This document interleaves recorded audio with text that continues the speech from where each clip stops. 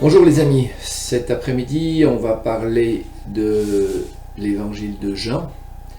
Au chapitre 11, c'est une histoire extraordinaire, la rencontre de Jésus avec Marthe et Marie et la résurrection de Lazare. On va voir que cheminer avec Jésus, c'est un chemin de victoire, un chemin qui n'est pas facile, mais c'est un chemin extraordinaire qui nous mène à une joie profonde et authentique. Alors on va commencer par lire un court extrait de cette histoire. Donc on va lire Jean au chapitre 11 et on va lire du verset 27 au verset 36. « Oui Seigneur, lui répondit-elle. » Donc c'est Marie pas Marie, c'est Marthe qui parle. « Je crois que tu es le Christ, le Fils de Dieu, celui qui devait venir dans le monde. » Là-dessus, elle partit appeler sa sœur Marie, et l'ayant prise à part, elle lui dit « Le Maître est là, et il te demande. » À cette nouvelle, Marie se leva précipitamment et courut vers Jésus. Il n'était pas encore entré dans le village, il était resté à l'endroit où Marthe l'avait rencontré. Ceux qui se trouvaient dans la maison avec Marie pour la consoler la virent se lever brusquement et sortir. Ils la suivirent, pensaient qu'elle allait au tombeau pour y pleurer. Marie parvint à l'endroit où était Jésus. Dès qu'elle le vit, elle se jeta à ses pieds et lui dit « Seigneur, si tu avais été ici, mon frère ne serait pas mort. » En la voyant pleurer, elle et ceux qui l'accompagnaient, Jésus fut profondément indigné et ému. « Où l'avez-vous enterré ?» demanda-t-il. « Viens, Seigneur, lui répondirent-ils, tu verras. » Jésus pleura. Alors tous dirent, « Voyez comme il l'aimait. » Alors une question pour vous, vous y reprendrez comme vous voulez. Est-ce que Jésus pleurait sur la mort de Lazare ? Je sais que beaucoup pensent cela. En ce qui me concerne, je ne pense pas du tout cela. La raison en est simple. Jésus allait ressusciter Lazare, il le savait très bien. Il préparait le chemin, d'ailleurs, avec Marthe et Marie, en leur annonçant clairement ce qu'il allait faire. Et donc, Jésus allait revoir Lazare, et je ne vois pas pourquoi il aurait pleuré. Par contre, il nous a dit au verset 33 qu'il était profondément indigné et ému. Ce qui veut dire que nos attitudes peuvent briser le cœur de Jésus. Il n'y a rien dans la vie qui nous brise plus qu'une absence ou un manque de confiance dans quelqu'un que nous aimons beaucoup. Car Dieu nous aime, Jésus nous aime vraiment d'une façon qu'on ne peut pas imaginer, d'un amour profond et authentique. Mais il n'y a rien de plus affligeant pour Jésus que de nous voir incrédules. Je crois que ce qui a le plus irrité Jésus sur cette terre, c'est l'incrédulité des cœurs. Nous voyons d'ailleurs un moment, Jésus, dans Matthieu au chapitre 17 et versets 19 à 21, et il nous a dit que Jésus va dire aux disciples que la raison de leur échec, la raison pour laquelle ils n'ont pas pu faire sortir un démon, il va leur dire c'est à cause de votre incrédulité. À un autre moment, il va être encore plus dur et il va leur dire race incrédule et perverse, jusqu'à quand vous supporterai-je ? C'est dire combien Jésus est irrité contre notre incrédulité. Mais Jésus continue de nous aimer. En dépit de nos manques, de nos faiblesses, Jésus continue à nous aimer profondément. Ça ne veut pas dire que nous devons demeurer dans notre incrédulité, bien au contraire, nous devons vraiment persévérer et cheminer avec Jésus afin que la foi gagne nos cœurs. Donc que s'est-il passé dans ce passage ? Eh bien, Marthe va rencontrer en premier lieu Jésus. C'est amusant parce que, en général, c'est Marie la plus proche de Jésus. Mais là, c'est Marthe qui s'est déplacée la première et qui a fait un reproche à Jésus.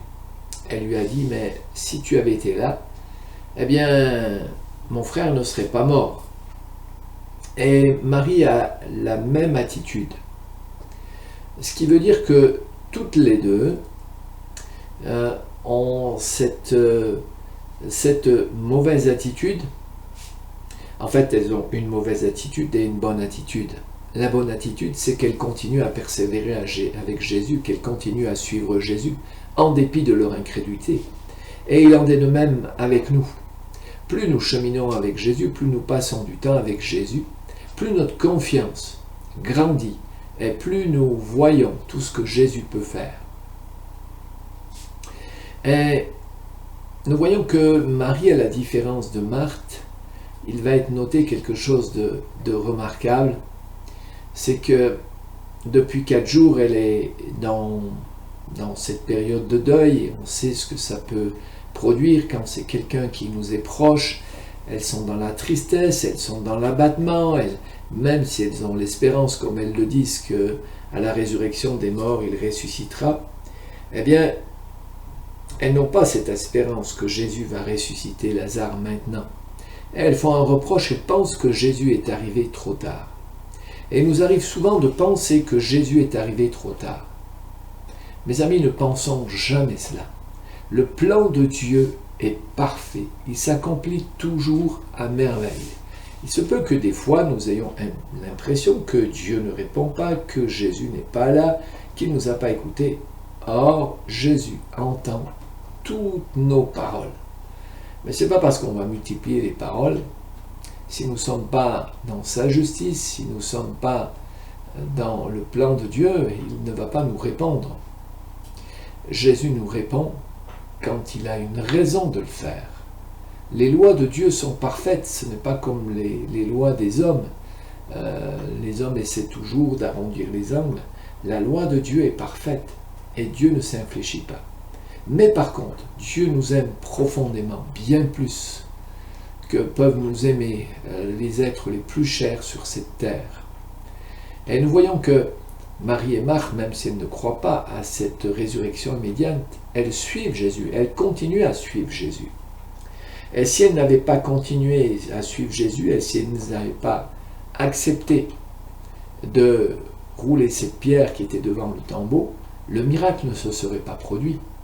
Mais avec qu'elles ont mis leur petite foi en action, et avec cette petite foi en action, Jésus a pu réaliser la plus grande chose et la plus merveilleuse chose.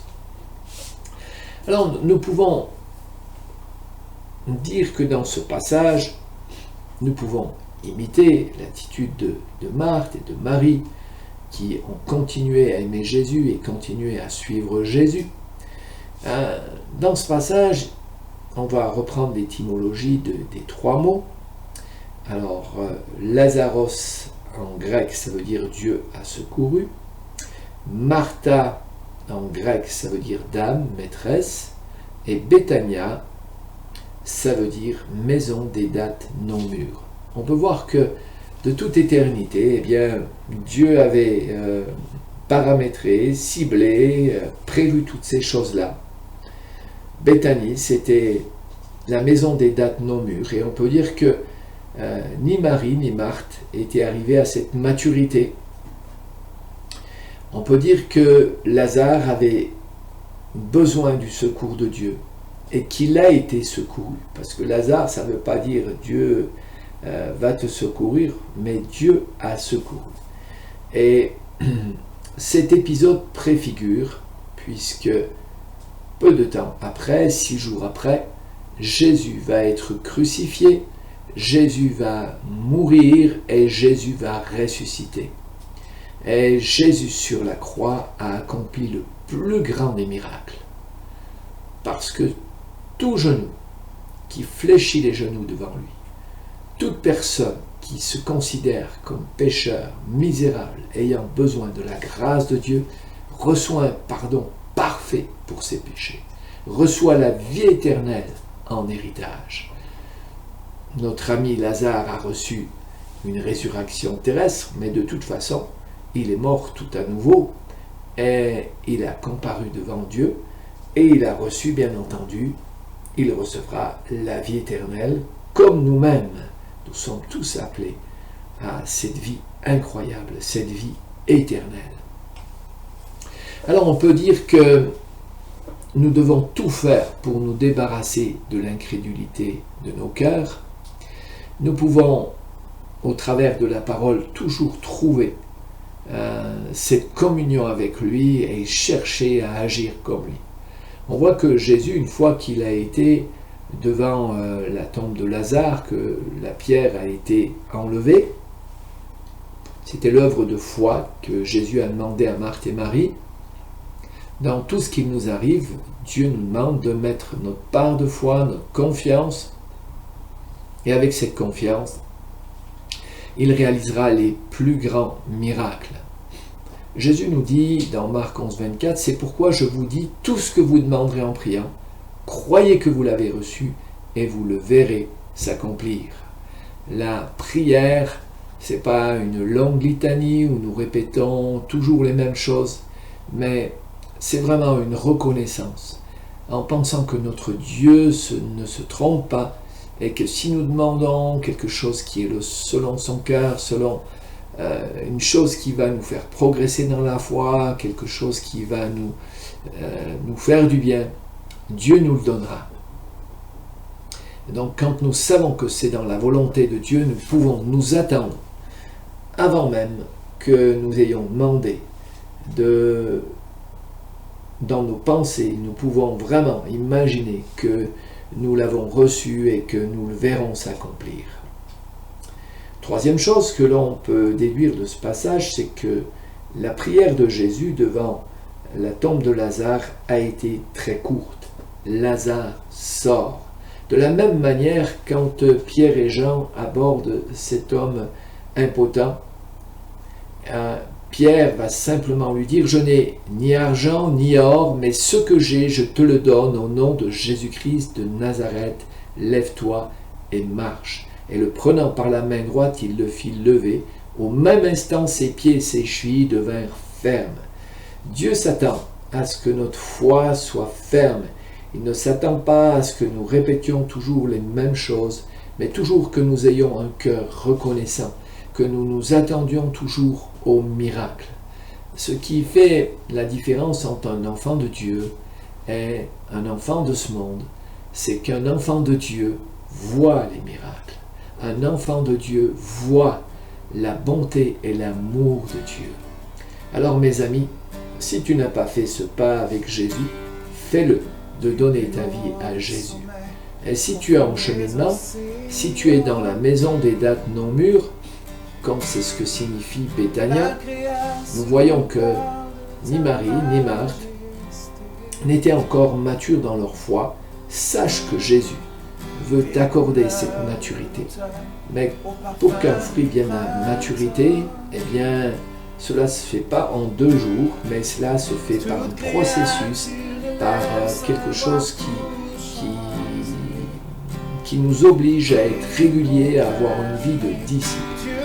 Alors ce soir, mon ami, choisis d'être sauvé et choisis plus que ça, d'être un disciple. À bientôt.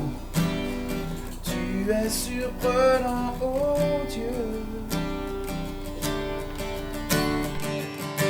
Dieu redoutable, insaisissable.